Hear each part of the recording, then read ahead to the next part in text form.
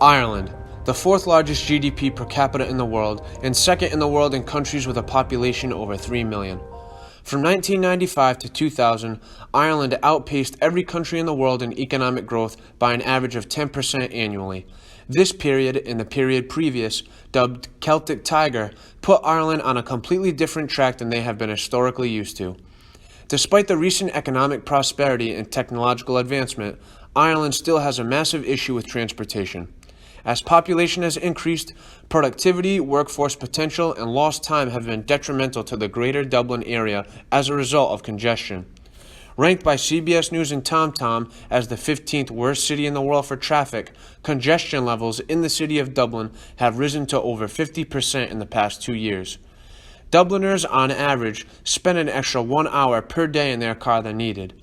These numbers equate to 250 unused hours or 10 full days a year spent in the car instead of doing other things.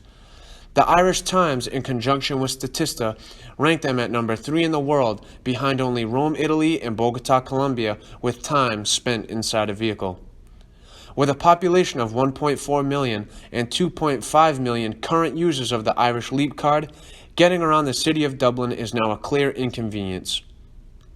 Being the worst city in Western Europe for traffic, experts at The Independent estimate that it costs the country €350 million a year in inefficiency, a number that will increase to €2 billion by 2033 if nothing is done about it.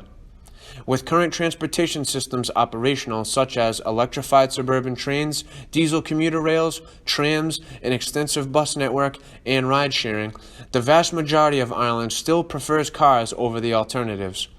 Also, a defunct railway procurement agency has not given the public a reason to want or trust some of the public transportation options. Being unsure what large mass transit holds in the future, smaller and more manageable pods that are regularly sanitized could be a viable option for the consumer. With COVID-19 changing how we view personal space and public health in general, innovations such as the Hyperloop and pod taxis are currently untapped options being explored.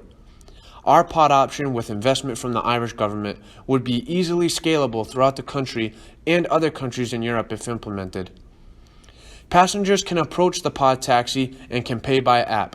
This makes the commute much faster, safer, and cleaner. Scanning their app on a scanner with a barcode would be the best way to go about it. Pod taxis, in short, are small, automated vehicles that are operated on a network of specially built guideways. This is also known as personal rapid transit, similar to automated guideway transit, which can also include larger vehicles or smaller subway systems. Pod taxis are designed for individual or small group travel, carrying no more than 3 to 6 passengers per vehicle.